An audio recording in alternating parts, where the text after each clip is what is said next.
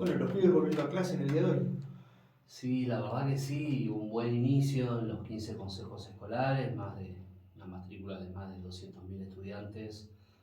Hoy están volviendo a clase, a excepción de las escuelas RIE, Claro. ese periodo invernal extendido, que son nuestras escuelas rurales que están todo el mes de julio de vacaciones, pero básicamente todo el sistema educativo del periodo marzo-noviembre iniciaron hoy, y en paralelo también nosotros estamos iniciando con nuevos trabajos y dándole continuidad a la profundidad de trabajos que hemos desarrollado durante el receso escolar, que nos permite, ¿no?, iniciar básicamente en el 100% de las escuelas rionegrinas sin ningún tipo de dificultad para poder brindar el servicio educativo.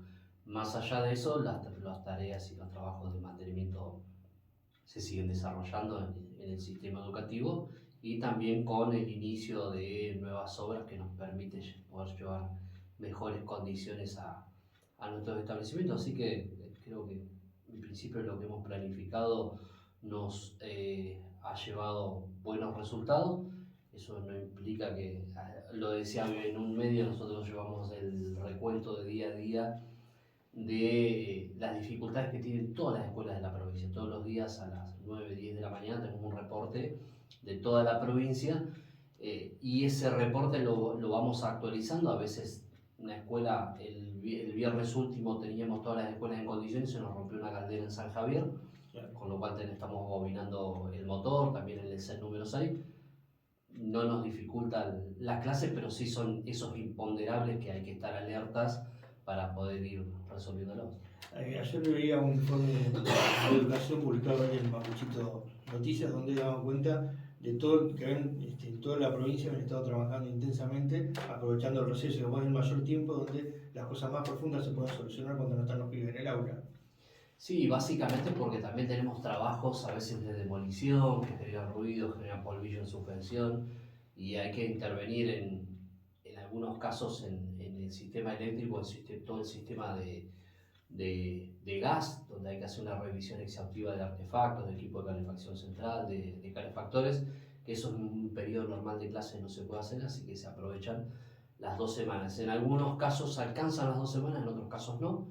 Entonces se planifican, nosotros tenemos una normativa que hemos elaborado en conjunto con el sindicato docente para que justamente una obra escolar no es lo mismo que una obra civil, una obra particular, sino que una obra tiene muchos condimentos, y sobre lo más importante es que cuando desarrollamos una obra escolar en una escuela tenemos que compatibilizar y en simultáneo poder generar las condiciones para que podamos dar clase y podamos hacer la obra sin que ninguna de las dos cosas pueda, digamos, dificultar el desarrollo de ambas.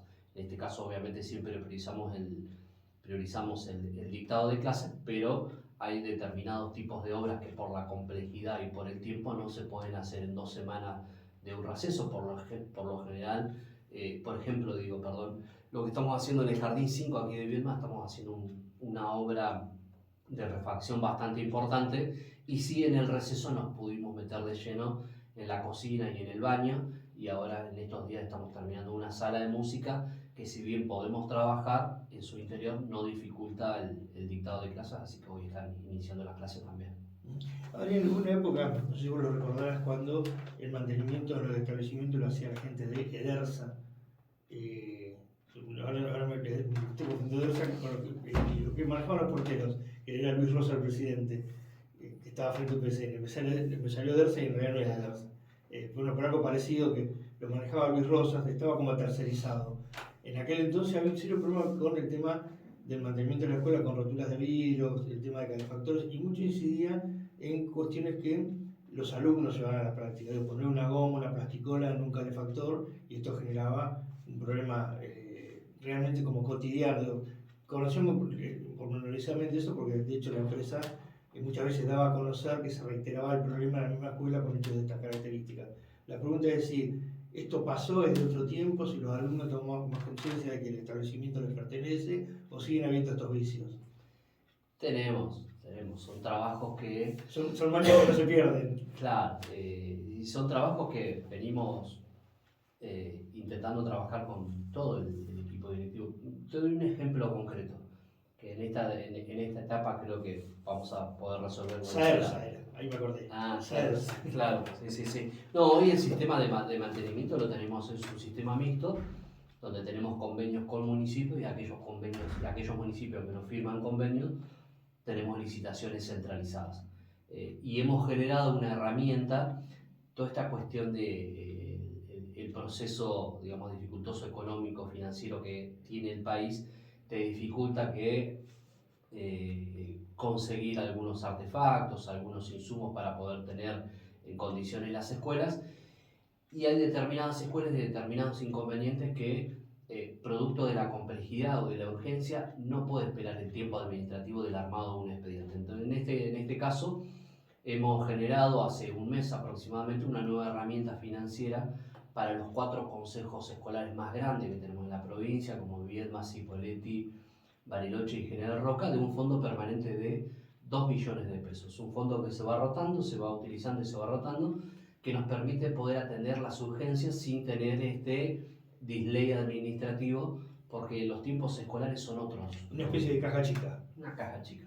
Obviamente con todos los órganos de control para su rendición. Por ejemplo, todo el sistema cloacal que estamos haciendo en la EFA, que justo hoy vamos a iniciar también una obra de 2 aulas por más de 31 millones de pesos, lo estamos haciendo con esto. En condiciones normales tendríamos que iniciar un expediente, todo el proceso que tiene el expediente, que lleva aproximadamente más de 2 o 3 meses, más el plazo de ejecución de la obra. Bueno, en este caso ya hemos iniciado y creo que ya estamos próximos a terminarlo. ¿Qué quiere decir? Que no sustituye el sistema de mantenimiento, sino que complementa. El sistema, tal cual estamos atravesando esta situación económica, te obliga o te lleva a repensar estrategias para poder llegar a tiempo y sobre todo con los tiempos escolares a la respuesta que necesitan nuestros establecimientos educativos. Uno de los inconvenientes que veníamos percibiendo ya del año pasado es la falta de provisión de insumos para equipo de calefacción central. No se consiguen, y los que se consiguen a 30, 60 o 90 días, con lo cual exceden los tiempos normales de una escuela. Entonces, en función de eso, hemos decidido hacer una compra centralizada por más de 150 millones de pesos, con 120 equipos de calefacción central de 35.000 y 50.000 calorías. Bueno, toda esta coyuntura económica te obliga y te lleva a repensar todo el sistema de infraestructura escolar y también los tiempos de las obras y también la elaboración de la base de datos. Antes actualizábamos precios cada 3 o 4 meses, hoy básicamente lo estamos haciendo cada 20 días, más o menos, y aproximadamente. Sí. ¿Cómo ha sido esta primera parte del año en el contexto general para ustedes de educación, más allá de la cuestión planteada con los docentes y los conflictos por todos conocidos? En línea general, ¿ha sido una primera etapa del año positiva? Sí, un inicio, digamos, no deseado, porque habíamos planificado un inicio para poder iniciar las clases en todos los establecimientos educativos. De público conocimiento fue este conflicto docente, con lo cual pudimos llegar a un buen acuerdo. Siempre hablábamos de una evaluación de proceso de las arcas provinciales respecto de las pautas salariales. De la misma manera se dio la última etapa del año pasado. Hemos podido llegar a un acuerdo donde la revisión de la pauta salarial sea bimestral y que sea acompañada por el proceso inflacionario. El acuerdo y la propuesta que ha hecho nuestro equipo de paritarios junto con Pablo, el ministro de la cabeza, se asumieron compromisos que hoy se están cumpliendo. Vamos a seguir la pauta inflacionaria y la pauta inflacionaria va a ir de acuerdo a la pauta salarial. Hoy, por suerte, ese proceso de inflación está disminuyendo, lo que nos permite estar por encima de la pauta salarial, estar por encima de la pauta inflacionaria. Con una paritaria resuelta, con una paritaria recién a retomarse en principio en el mes de septiembre, con las escuelas en condiciones, nos permite abordar una segunda etapa con mayor amplitud para poder planificar. Hoy lo decía en otro medio, la semana que viene vamos a estar con el equipo de arquitectura en escuelas del Alto Valle ya de cara a planificar los nuevos proyectos de infraestructura escolar que van a requerir la elaboración de un amplio banco de proyectos y de ahí se va a desprender todo lo que es la pauta presupuestaria para el ejercicio económico 2024, que va a ser la base de datos y el plafón y el puntapié para la nueva gestión de gobierno al mando del nuevo gobernador, ¿no? Bueno, viste que a veces los ciclos electorales tienen algunas complicaciones. Digo, porque en el caso de ustedes en Río Negro han tenido el beneficio que las elecciones provinciales fueron allá por el mes de abril, digamos. Fue cortito el periodo que se podían plantear discusiones con respecto a que cuando hay un ciclo electoral a veces los gremios son más insistentes en el nivel de reclamo. Pero al mismo tiempo ustedes me da la sensación de que en cierta forma quedaron también entrampados en lo que fue la propia interna de la UNTA, ¿no? En este año, ¿no? Sí. Nosotros teníamos nuestras propias lecturas y eso es cierto, y más allá de no querer inmiscuirnos dentro de la interna de una institución, en este caso del sindicato docente, a la luz de los acontecimientos, esas disrupciones internas generaban dificultades en la toma de decisiones y esa toma de decisiones directamente repercutía en nuestros 200.000 estudiantes que tenían la esperanza de tener una continuidad en el ciclo lectivo. De hecho, las votaciones que ha tenido el sindicato para aceptar o no aceptar se han venido dando inclusive hasta la última aceptación, ¿no? Digamos, esa dualidad en la interpretación de las ofertas se ha venido dando. Por suerte lo hemos podido saldar, no digo por suerte, sino creo que ha tenido una impronta muy importante la voluntad de nuestro gobierno de poder ofrecer una pauta salarial por encima de lo que es el proceso de la inflación.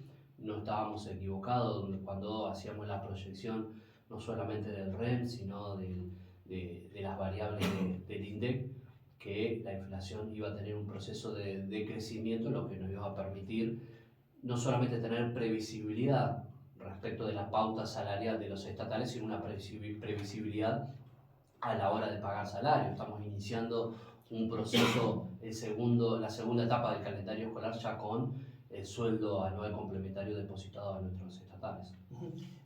¿Cómo va a ser la última etapa del año? Con mucha planificación. Yo creo que hay que planificar la segunda etapa del año, no es porque sea la segunda etapa del año y la culminación del año, sino que todo lo que hagamos ahora va a ser la antesala de lo que va a ser el inicio del año que viene.